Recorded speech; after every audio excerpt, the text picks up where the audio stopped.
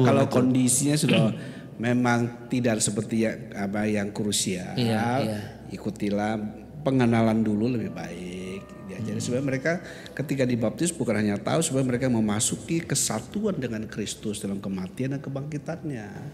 Saya dulu protes kan, karena saya udah sekolah teologi kan, protes gembala. Om salah, kenapa orang katekisasi dulu baru dibaptis biar dia ngerti. Ya kamu sudah sekolah ya, jadi tahu ya. Jadi kamu pakai teori itu. Ingat konteks daerah kita ini. Kalau kita ini orang tahu dia sudah mulai ke gereja, diprotes sama saudaranya, diapain dan sebagainya, dia balik. Enak, tapi kalau sudah dibaptis dia mau balik, mikir karena mahal. Ini konteksnya baptisan dulu ya, belum menikah. Bisa jadi ke situ. Tantangan bagi kita, makanya GBI kemudian membuat surat edaran bahwa akte baptis, akte nikah, akte penyerahan anak khusus GBI dikeluarkan oleh GBI, enggak boleh dari gereja lokal.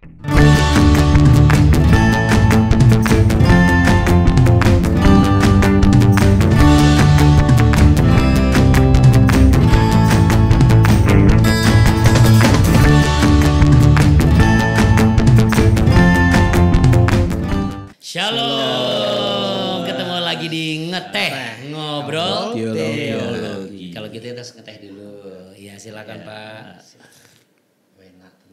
Enak tenan kalau kata Pak Petrus, walaupun Pak Petrus hobinya ngopi, tapi ternyata ngeteh juga. Itu konteksnya beda nanti. Oh, sobat ya, sobat setianya ya.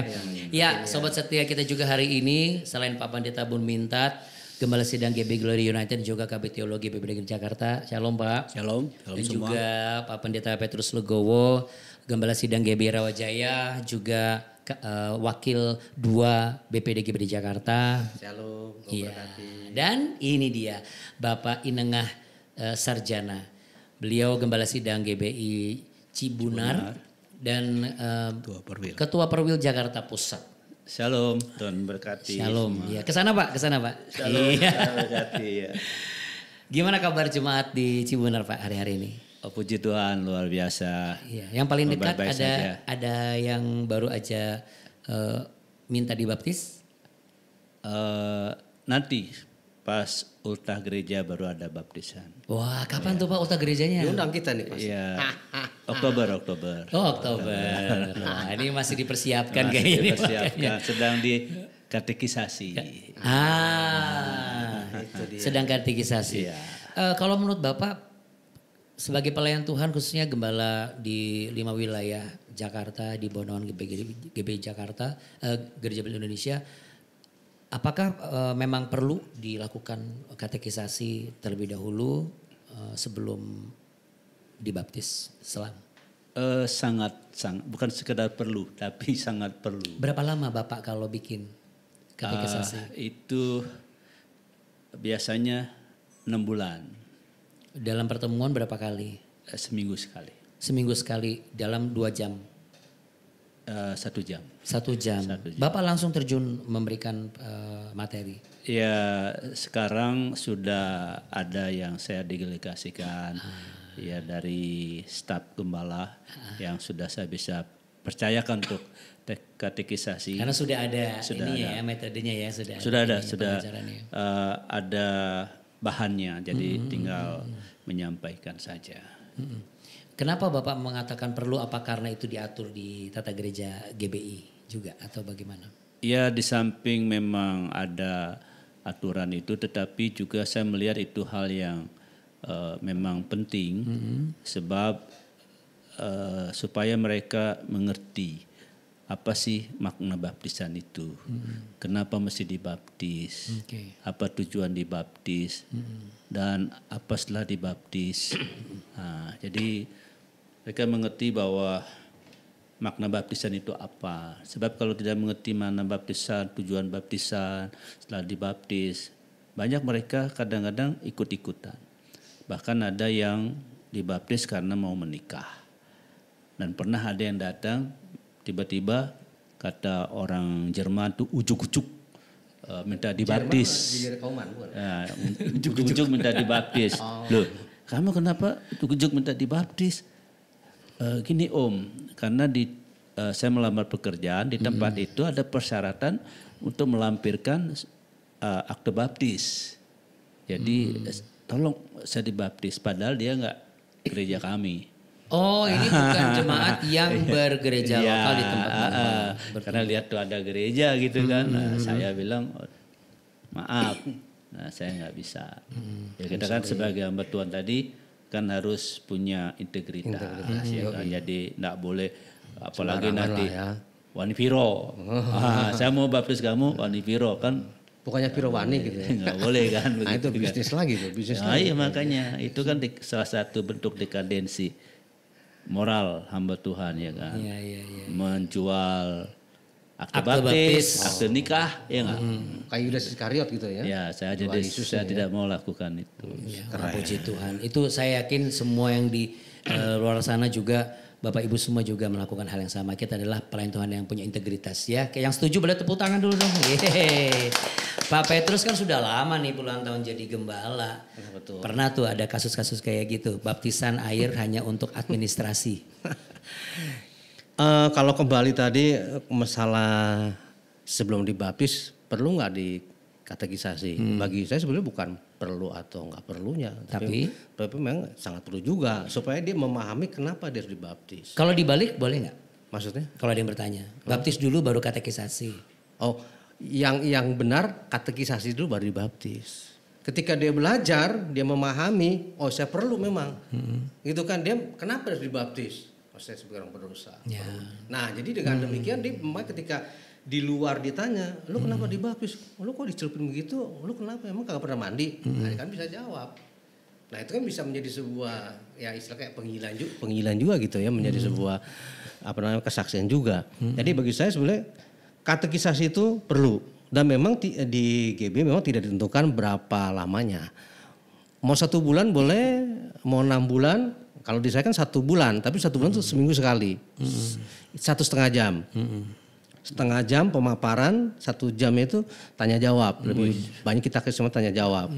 Kemudian kalau saya ada kurikulumnya, jadi yang ngisi nggak cuma gembala tapi ada tim. Tim itu benar, tadi Pak bilang tim itu ya kita harus juga istilahnya ya mentor mereka juga. Dan mereka rata-rata ya pejabat juga. Nah pengalaman saya memang selama ini untuk masalah baptisan itu ya puji Tuhan nggak ada ya, belum ada yang Pak saya mau dibaptis karena nikah, enggak. Karena kita memberikan firman itu dengan baik dan mereka kebanyakan memang dibaptis itu karena mereka menyadari mereka perlu dibaharui hidupnya, mereka bertobat. Tapi memang dari awal kalau lihat khotbah kita kasih tahu mereka bahwa memang kalau mau nikah itu memang harus ada akte baptis segala macamnya. Tapi bukan itu motivasi mereka untuk dibaptis, beda.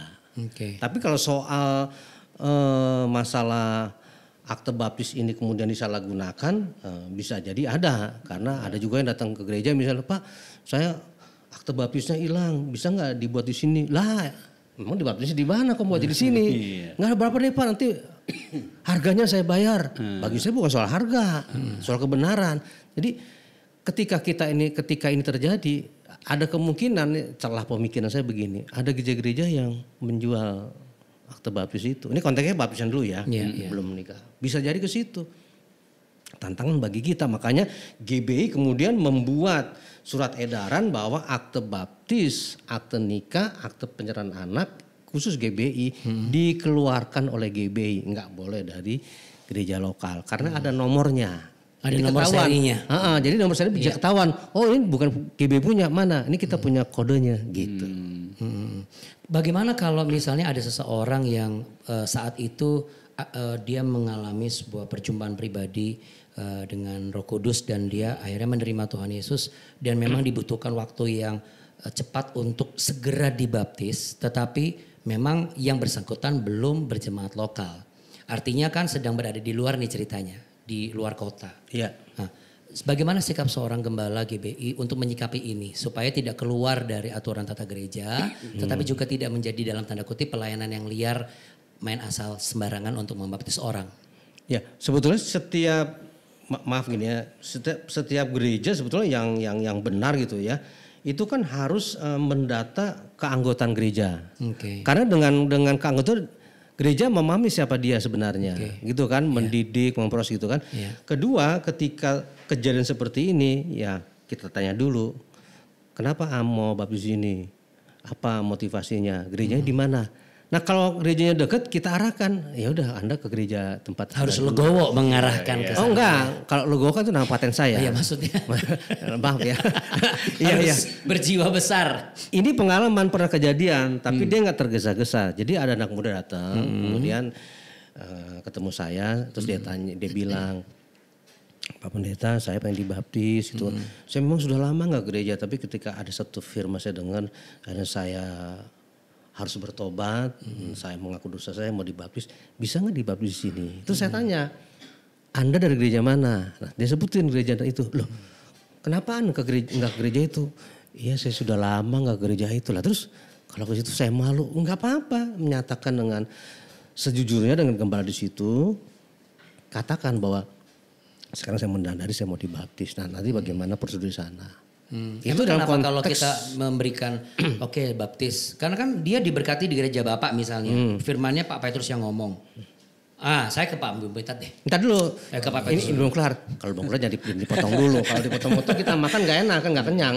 Ya udah, saya terusin. Enggak, ini saya terusin dulu. Enggak, bukan. Maksud saya gini. Gimana? Saya kan disadarkannya ini adalah saya harus bertobat. Bukannya kita harus bertanggung jawab untuk membaptis dia dan membuat dia bertumbuh di gereja kita. Oke. Tapi kita juga membuat dia harus disiplin juga. Dalam konteks yang saya ceritakan tadi, dia bukan anggota gereja saya. Dia belum pernah hadir di gereja saya. Tapi dia tahu ada gereja di situ dari kalangan anak teman-teman generasi anak muda ini, gitu kan, gini-gini gitu kan. Bukan mendengar khotbah Pak Petrus.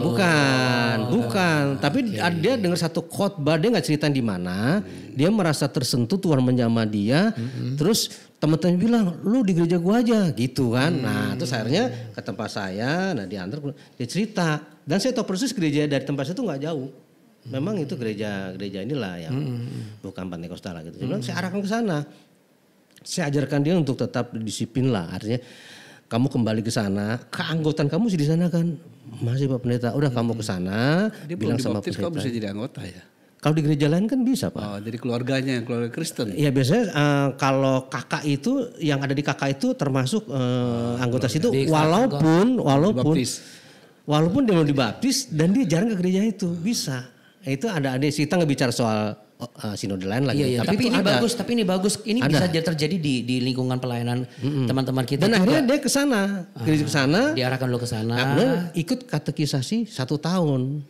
Nah, yang penting bagi saya dia udah kembali ke sana, dia dilengkapi dengan katekisasi 1 tahun, kemudian dia dibaptis sana. Itu udah cukup bagi saya. Kecuali jika yang bersangkutan ternyata enggak Pak, saya terpanggil untuk bertumbuh di gereja Bapak. Nah, berarti kita boleh dong. Udah pamit dulu dari sana. Iya gitu jelas. Ya? Bikin secara tertulis.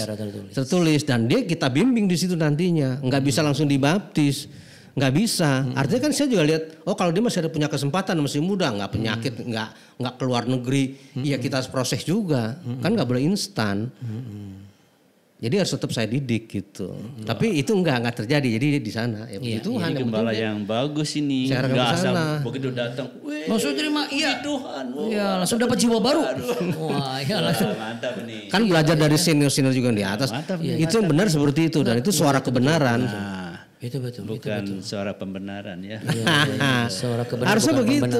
Iya kan kerajaan Allah bukan kerajaan kita. Walaupun kadang-kadang juga kalau dapat yang kelas kakap gitu kan ada juga gitu. Ada gue udah di sini tapi akhirnya ke sana ya udahlah itu kan yang penting dia setia sama Tuhan. Iya. Nah ini baru harus legowo. Iya. Kuncinya di situ. Kornilnya ada nih. Iya. Apakah perlu dikatekisasi dulu baru dibaptis? Atau dibaptis dulu baru katekisasi. Nah sekarang ada konteksnya. Iya. Di daerah saya, tahu dong daerah saya di mana, kan? Iya. Itu Dewata. Dibaptis dulu.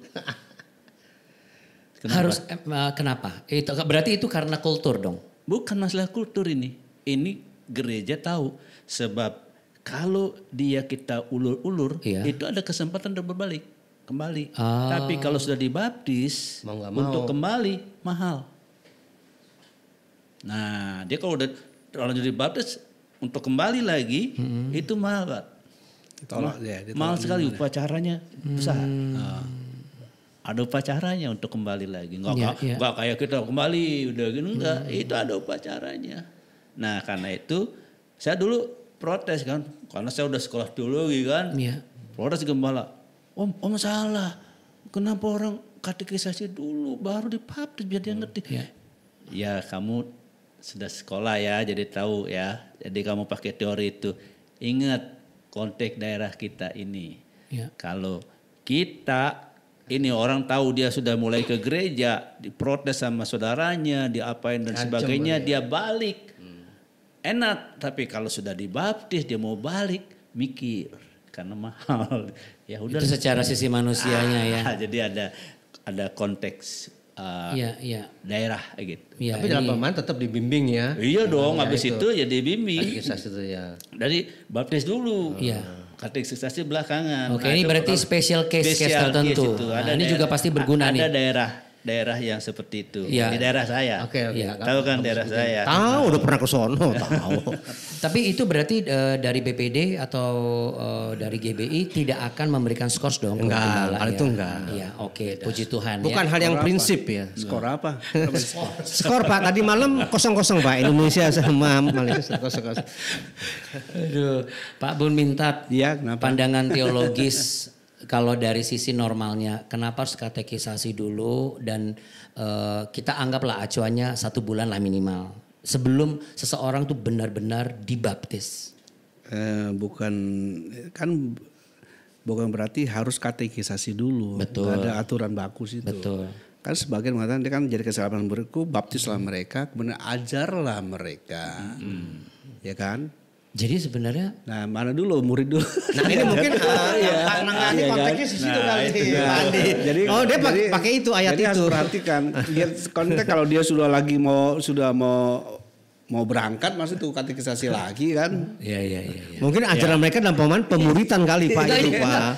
Ini wah puji Tuhan. Saya baru ingat neneknya teman saya tuh terjadi itu nenek teman saya ama pakai ayat itu. Akhirnya karena sudah itu sudah semua ngumpul. Udah sepuh lah. Intinya gini, sampai ditanya sama teman saya, Ama, terima Tuhan Yesus aja Ama.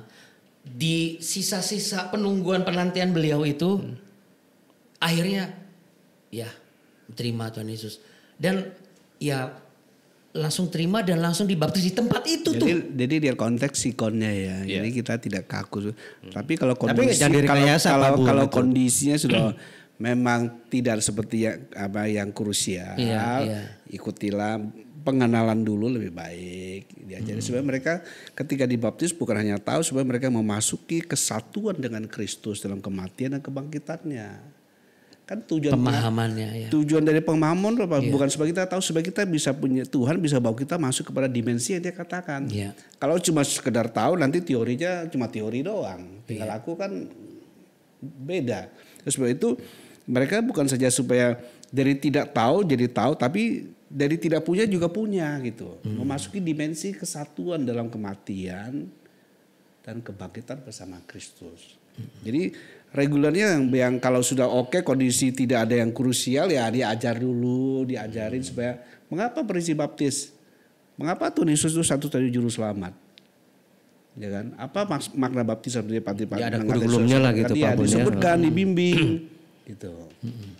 Jadi kalau masalah baptis dulu atau katekisasi dulu, sikonnya. Tapi regulernya umumnya adalah ada umumnya. Ya katekisasi dulu, ajarin dulu. Itu ya itu. Pemahaman dulu. Apalagi anak-anak muda kan di gereja kita kan diajarin dulu.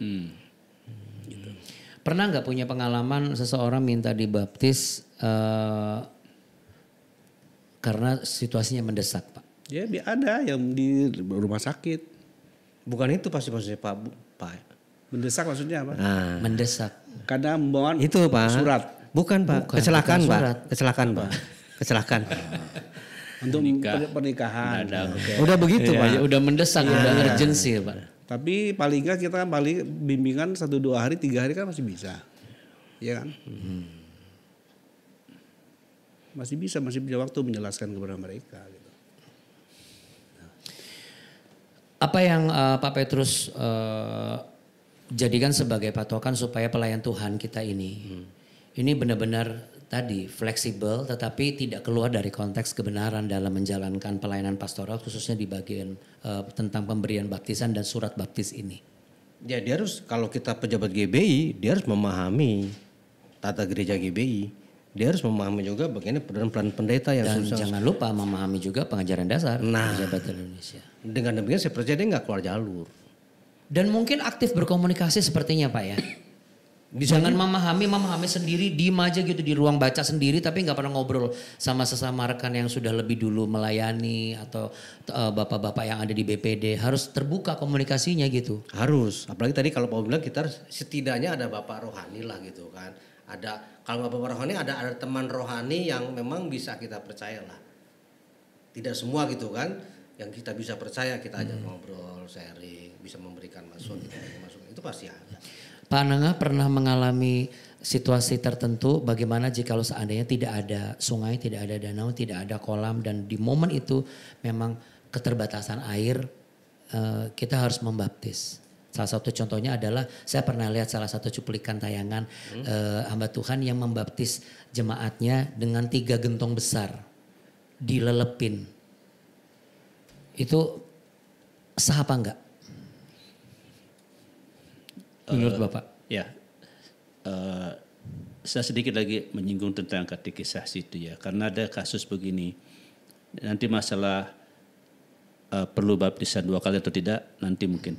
Artinya begini, tiba-tiba ada orang, Pak saya mau dibaptis. Loh kenapa mau dibaptis? Kamu bukannya udah dibaptis? Sudah sih, tapi waktu itu saya nggak ngerti. Apa itu baptisan? Nah ini kan, jadi dia mau dibaptis. Dulu baptisan kamu apa? Selam. Diselam. Tapi saya waktu itu ikut-ikutan sama teman-teman. Nah, karena itu kan pentingnya katekisasi di situ supaya jangan dia ikut-ikutan. Oke, mengenai nanti kalau Tapi itu boleh dilakukan oleh kita. Tergantung. Menerima itu boleh nggak? Menerima apa? Iya, menerima orang kali. itu. Membaptis 2 kali. Iya. Nah, ini nanti tentu Bapak Wakil Ketua ya. Mau usaha ya. Kalau saya bisa tackle lagi nih bagian kabit teologi ini. Nah, menurut saya sih, bagi saya cuma memberi penjelasan. Tidak perlu dibaptis lagi ya kan. Kenapa? Karena baptisan itu menurut saya cukup 1 kali seumur hidup. Kenapa? Karena bukan baptisan itu yang menentukan kamu selamat atau tidak selamat.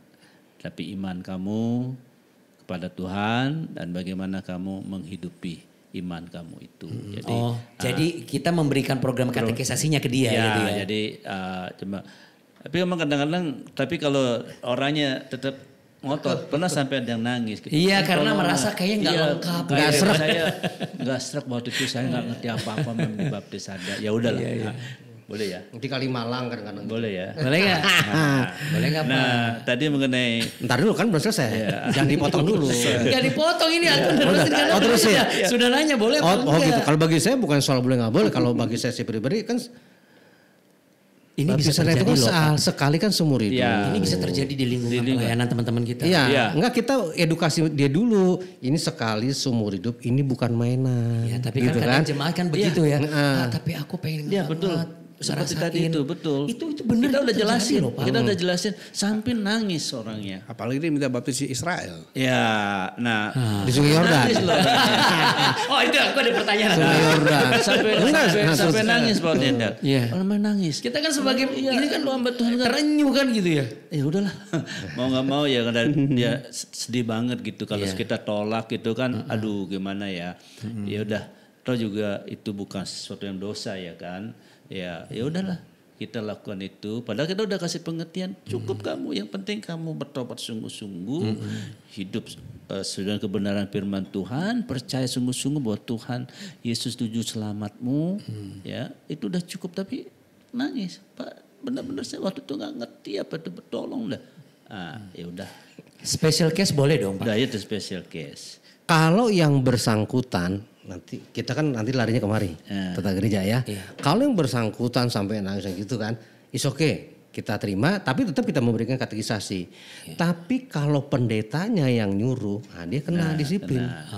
Oke. Kalau jadi jawaban terus yang mau iya tapi saya udah diselam. di gereja ini harus Islam lagi. Nah itu yang akan kena 1 tahun itu ya. Nah, enggak, pertama tertulis dulu. Tertulis dulu. Jangan berat-berat dulu, surat cinta dulu. Iyalah. Jangan ngono ya ngono neng bojo ke ngono sang sekretanya gitu. Iya enggak Mas. Itu aja. Itu jawaban banget. Itu jawaban banget. Jadi apa yang bisa Pak Bung Minta sampaikan di bagian ini? Oh iya. Apa? Israel. Kok saya bukan belum selesai Enggak. Itu memenuhi pandangan teologis nggak sebagai seorang hamba Tuhan yang membaptis jiwa di Sungai Yordan. Iya, kalau belum dibaptis pas udah dibimbing lalu pas mau ke Israel baptis sana nggak apa-apa. Tapi kalau ketemunya pas di rombongan. Terus minta dibaptis karena pengen ngerasain tapi sudah dibaptis. Belum baptis Islam. Sudah dibaptis belum? Sudah ada yang baptis Islam. Masa sih? Loh saya pernah ngalamin jadi pembimbing. Kalau saya pernah ngalaminnya tuh cuman itu yang di luar baptis Islam. Karena saya belum pernah diselam Pak. Ini udah dibaptis Islam ada beberapa orang. Karena mau ngerasain, menghayati. Itu yang disebut dengan rededikasi. Kan nanti sertifikatnya itu kan juga dari situ. Rededikasi. Waduh, jadi kalau kita kan di sana Nggak sah Pak. Bukan. Katanya peneguhan pembaptisan, rededikasi. Pandangan teologis ada nggak? Mana ada istilah peneguhan kalau dibaptis ya. Tuhan sudah. Peneguhan nikah ada. Kalau peneguhan nikah ada nanti ya.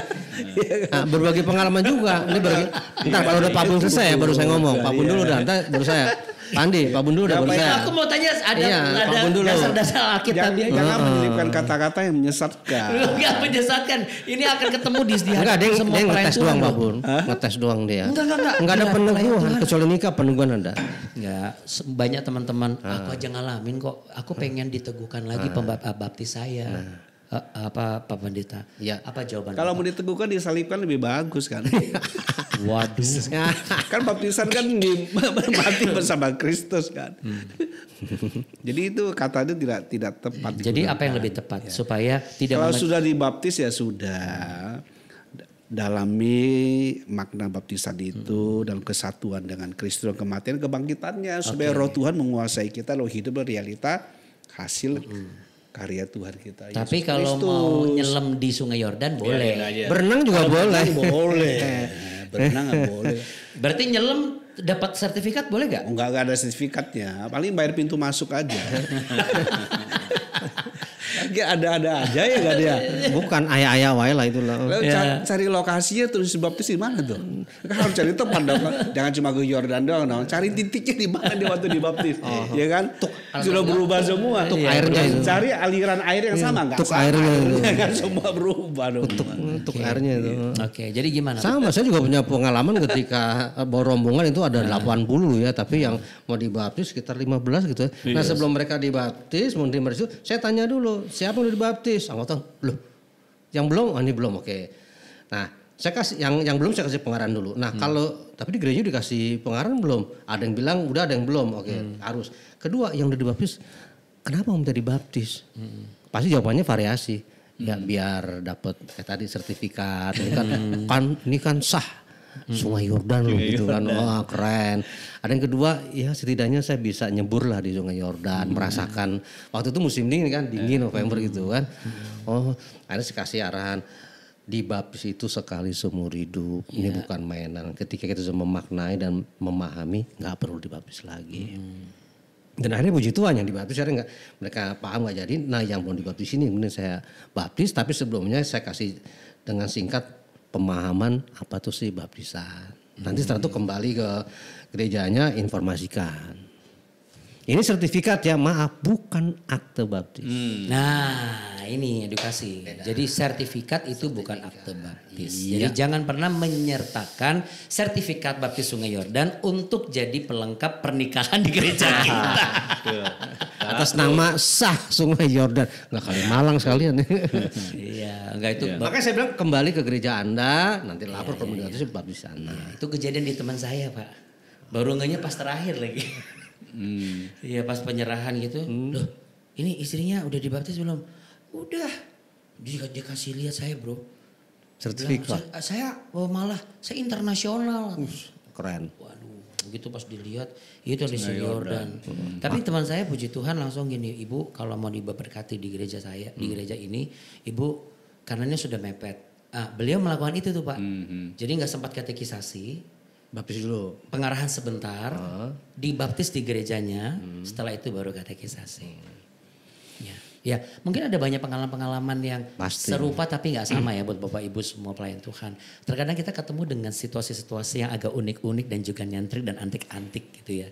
Tapi paling tidak setiap keputusan kita sebagai gembala sidang dan hamba Tuhan, apalagi dalam melaksanakan pelayanan pastoral khususnya baptisan air ya, ini merujuk kepada apa yang tertulis di Tata Gereja GBI. Dan mungkin masukan juga bagi Bapak Ibu gembala khususnya yang stoknya tinggal dikit, akte baptis ke akte penyerahan atau segera beli di kantor BPD. Ada. Kalau yang dibeli di samping Gunung Agung tuh udah nggak bisa ya di Raya Senen itu ya? Oh itu nggak sah.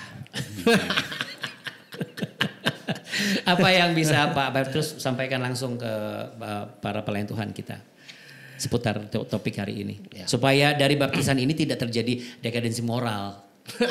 Masih nyambung ke sebelumnya. Iya, dengan dibaptis kan kita bisa memahami sebetulnya siapa kita sesungguhnya, bahwa kita ini kan memang milik Kristus dan kita sebagai hamba Tuhan di sini kita harus menyampaikan suara kebenaran, dan suara kebenaran itu yang akan membuat kita hidup benar di mata sang kebenaran. Itu aja. Oke, Pak Penengah ada yang mau dilengkapi barangkali? Mungkin ada yang berpikir gini, saya nggak pernah minta uang kok, tapi kan saya dikasih berkat, masa saya tolak? Yang tadi itu. Sehingga saya nggak memperjualkan akte, tapi saya dikasih berkat, masa saya tolak? Ya intinya kita sebagai pelayan Tuhan, khususnya di lingkungan GBI, lebih khusus lagi DKI Jakarta, ya. Memang godaan-godaan itu ada, ya. Orang butuh selembar akte baptis dari Gereja Bethel Indonesia dengan berbagai modus, ya. Nah itu kalau kita hamba Tuhan yang memiliki integritas, kita akan menjaga integritas itu. Kita tidak akan menggadaikan atau menjual integritas itu hanya dengan atas nama berkat Tuhan, ya kan? Berkat Tuhan. Itu pembenaran ya kadang-kadang ya, bukan pembenaran. Ini kan berkat, tidak. Kita harus tetap punya komitmen bahwa orang-orang yang berhak mendapat akte baptis dari gereja kita adalah mereka yang mengikuti prosedur yang benar. Ya tentu orang itu memang anggota gereja kita. Yang lebih tepatnya lagi hasil dari pelayanan kita, pelayanan penginjilan kita. Orang itu bertobat, lalu kita baptis. Nah itu sangat berhak. Ya tapi kalau ada orang yang saya katakan tadi ucuk-ucuk datang minta dibaptis. Nah, pernah itu dulu saya sekolah minggu di sini gitu. Tapi udah lama. Nah, dulu apa? Saya mau menikah di gereja A. Tapi saya diminta untuk baptisan gitu. Nah, itu ya udah kamu kan mau menikah di gereja A. Kenapa enggak di situ saja kamu dibaptis dan minta baptis? Kenapa gereja A suruh kamu ke sini? Gitu kan? Kadang-kadang kan gitu. Kenapa suruh ke sini? Itu kamu bukan tidak bergereja di sini. Iya, saya juga nggak ke gereja situ. Waduh, lo gereja mana tuh? Nggak gereja situ. Saya karena babun nih ya dapat pacar dari gereja itu. Nah itu sebagai hamba Tuhan kan kadang-kadang rada-rada puyeng juga ya gitu ya. Tolonglah Om gitu kan ya. Ada tolonglah Pak gitu. Nah di situ kita memang harus saya memang tolak. tidak bermaksud menyakiti, tapi kita menegakkan aturan supaya jangan dianggap nanti gereja kita ini gampangan. Itu gereja Pandeng aja tuh, wih orangnya baik loh. Itu akte baptisnya sakti itu. Itu orangnya baik, suka menolong. Memang baik sih. Waduh. Memang orangnya baik. Itu kan mesti kita ini ya mesti jaga. Iya, tapi itu betul. Kita jangan terjebak dengan keinginan kita terbentuk atau terlihat sebagai pendeta yang baik hati gitu ya. Supaya tidak terjadi dekadens moral. Iya, betul. Ya, cuma hanya secari kertas akte baptis. Kita mesti tetap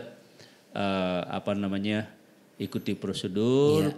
Jadi ya jangan asal-asal keluarkan akte baptis gampangan lah. Keluarkan akte baptis walaupun tinggal tanda tangan gitu ya kan. Jadi jangan gitu. Pak Berminta tolong lengkapi Pak dan sempurnakan. Kalau saya sederhana, kalau pertama Alkitab supaya patokan kita ajar mereka baptisan itu yang benar, maknanya supaya mereka hidup dalam realita apa yang Tuhan Yesus lakukan bagi kita.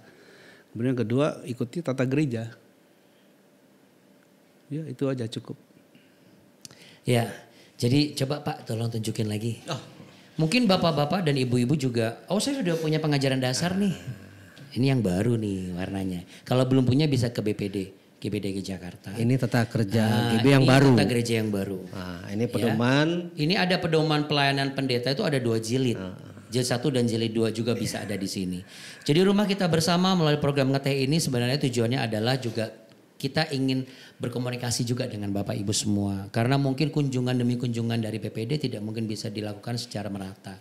Tapi kiranya dengan melalui program ngeteh ini kita bisa sama-sama saling berkomunikasi. Ya, semua tujuan yang ada di buku ini adalah untuk memperlengkapi. Termasuk juga apa yang kita bicarakan hari ini.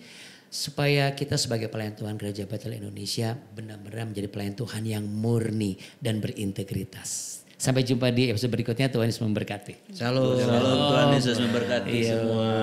Semurni teh ini Pak. Tidak ada gula, tidak ada apa.